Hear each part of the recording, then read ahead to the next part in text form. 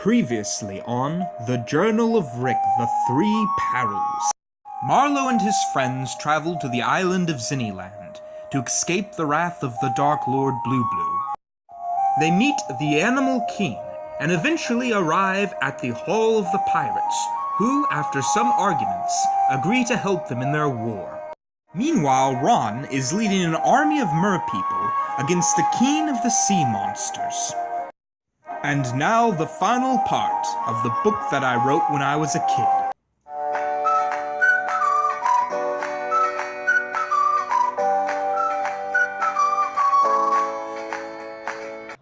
And now it is time for the final chapter of The Journal of Rick, the Three Perils. We're now with Ron and the King of the Merpeople. As they flew up above the war zone, many of the sea monsters shot arrows at Ron and the King of the Merpeople, but soon enough they passed a long way through the battlefield and got to the castle, where they quickly went in. Just then they saw a sea monster with a golden egg run off. "You go and kill that one. I'll take care of the King of the Sea Monsters," said the King of the Merpeople. And so Ron ran left, and the King of the Merpeople went right. Ron ran down the hall. The sea monster looked behind him. "You won't get this egg, you foolish merman with weird fins," said the sea monster. Meanwhile, the King of the Merpeople entered the hall of the King of the Sea Monsters, and there was the King of the Sea Monster. A bunch of mermen, around 5, were shooting the King of the Sea Monster on the belly, but he didn't seem to mind. He just sat there drinking some fish eggs. "Sinbad, we meet again." The King of the Sea Monsters jumped off his throne. "Theodore!" yelled the sea monster. "Theodore?" said one of the merpeople. Just then, the sea monster flung his arm, killing all of the merpeople, hitting him with the arrows. "It is now the day you die," said Sinbad. Then Theodore raised a sword. "What? The sword we had long ago," said the King of the Sea Monsters. "Next time you hide something, think about where you hide it," said Theodore. "The sword can only be touched by the king, or a creature that is not a merperson, and can only be unsheathed by me," said the King of the Merpeople, or as some can say, Theodore. We are back with Marlo. Seeing Bulbo, Marlo and Kamsen knew they'd have to fight well. Bulbo swirled his sword around in the air, almost hitting Marlo and Kamsen. Once they even had to roll between legs. "You fools, surrender!" he yelled. Marlo and Kamsen were against the wall. "Never. It was because of you my father died. It was because of you my mother died. It was because of you my grandfather died. It was because of you my mother died. So it will be because of me you'll die," said Marlo. Then Bulbo aimed his sword at Marlo and Kamsen, but they got out of the way just in time. Then there came a hissing sound. "Run!" yelled Marlo, and then they got in front Marlo. Bulbo quickly got the sword and raced after them. Then an explosion occurred. The spiders ran, and the hot fires ate them. Boards flew in the air. Crones and humans jumped off the ship and landed into the water. Marlo got his sword out of the very sticky web, and then Kamsen and Marlo jumped off the boat and splash into the water, while the boat was devoured by the fire. Back with Ron. The King of the Sea Monsters ran forward, Theodore, his sword outshining. Then they fought. Theodore jumped, dodged, and ducked Sinbad's sword, and the King of the Sea Monsters jumped, dodged, and ducked from Theodore's sword. Then the king somehow found a way to hit his sword into Sinbad's belly. He screamed, and his sword dropped from the ground. But then Sinbad swings his sword forward, and Theodore flew in the air. He hit a wall, and then, when he fell down, Sinbad's sword hit the wall. Blood trickled from his lips, and Sinbad came up to him. We won't have kept the sword if we hadn't broken the curse. His belly trickled with blood. Meanwhile, Ron raced down the hall. The sea monster hid behind a corner and grabbed his spear. Then when Ron came, out popped the spear, and he fell to the ground. He had no scratches, but still, there very well could have been. Then the sea monster came forward and raised the spear. He was going to strike. Meanwhile, the Merpeople fought for their lives against the Seamonsters. "We need reinforcements," said the assistant man. Just then, sound of horns came, and down the hill came many sea creatures, electric eels, jellyfish, swordfish, dolphins, hammerhead sharks, some more seahorses, stingrays, goldfishes, octopuses, clownfishes, and many other kinds of fishes. Then they hit upon the enemy. There was 1,000,000,000 of them. Then that merman who was sent to get them came up. "Well, I got them," he said. However, although these creatures were great fighters, all of them knew it would take a while to defeat the sea monsters. Meanwhile, Theodore quickly grabbed and continued sword fighting against the villain. Blood soon covered Theoden, but so it did to Sinbad. Sinbad, realizing that he might just be the one who died, raised his leg and hit it against the floor as hard as he could. Then the floor cracked like a giant earthquake. Theodore ran from the crack, but he realized it was too quick for him. He quick jumped to the side, but the crack had turned into a big circle. Then it gave way. Quick, Theodore grabbed onto the edge, and Sinbad fell, back with Marlo. Marlo and his army swam to shore, and many crones, spiders, guisitons, trolls, and claw-danglers came after them. The Gwystils had dissolved in the water, and the Rockfords sank like a rock. The spiders may have survived, but their web shooters got water in them, and now they couldn't spit their sticky webs, which they had used so much. Blue was also one of the survivors.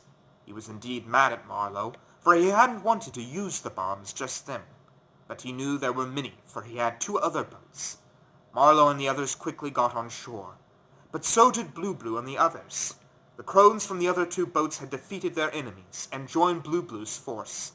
At first, it looked as if it would be the end. But just then, many woodmen came and hit upon the crones. Marlo was puzzled. Where did they come from? He thought, but he was indeed glad they were there. But the Rockfords Gwystils came. These were the ones from the other boat. They knew then and there this would be the end. And even with the woodsmen's help, they still were too strong against them. Marlo raced over to Canson.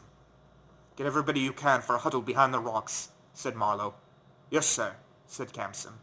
Soon many of the people were behind a rock. There was Pinkla, Camson, Rick, Munster, Bungo, Tom the assistant, Burnsley, Charles, Glandon, Amberlin, Joseph, Henry, Pellinor, and Melonmath were talking to one another. "I never saw anything worse than this. People are dying. People who had friends and died protecting one another." Bungo laughed. "We're going to die. Everyone. The crones will eat our meat. We can't run. This will be our downfall," yelled Bungo. Poor boy had gone mad. "I can already see the blood. I can see fire. It's no use trying to escape. This is our end," he yelled. "Father, don't worry. We're going to survive," yelled he. "No, your old man's going to die."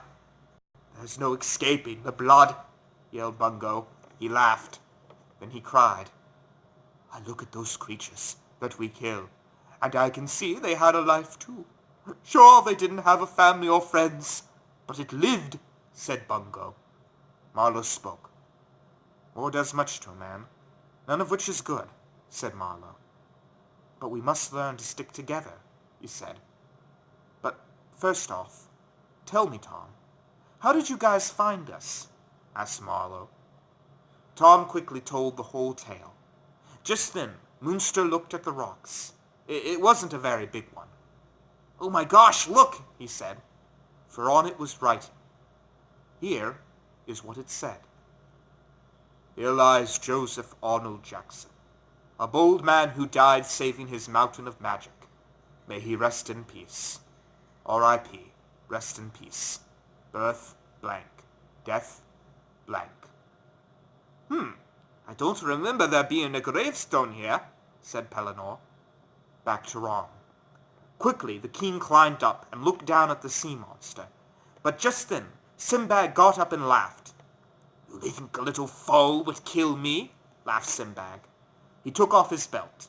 Then he floated up to the top and put his belt back on. He raised his claw. "It is now time for your end," said Sinbad. Meanwhile, the sea monster was about to strike, when all of a sudden it cracked. The sea monster screamed and dropped the spear as if it were dynamite. Then an evil creature came out of the egg. If you read pages 84 through 86, then you might know who this was. It was Marlo. He looked madly at the sea monster. "Impossible! The yolk was melted! I did it myself!" said the sea monster. "Black magic can do much," said Marlo. And he raised his hand, and a beam of lightning struck this horrifying monster, and it died instantly. Marlo did not see Ron. Then Marlo span around in a circle. He did so fast he made a whirlpool. Then he got out of it. The sea monster flew into it. Ron dodged his spear into the ground, holding on to the spear as tight as he could. His skin came off and blew into the whirlpool, but it went somewhere else. The remaining sea monster ran from the fishes in the giant whirlpool. Then it came towards Theodore and Sinbad. Sinbad easily flew into the whirlpool with his sword, but Theodore holding on to the chain.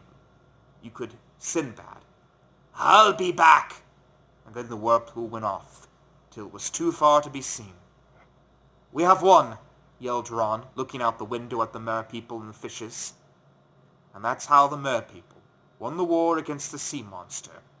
As some can say, Sea War 2. "Let's never mind that," said Marlo. "If the enemy keeps driving us back like this, they'll get to Private Village and kill the women and children," said Marlo. "Look out, they're coming!" yelled Rick. And so it was. Marlo's army walked backwards as the enemy tore them like tissues. "We're doomed," said Rick. Just then a bunch of animals came, leaded by the Animal King and his best friend, his wolf. Blue, meanwhile, hit his enemy with his sword.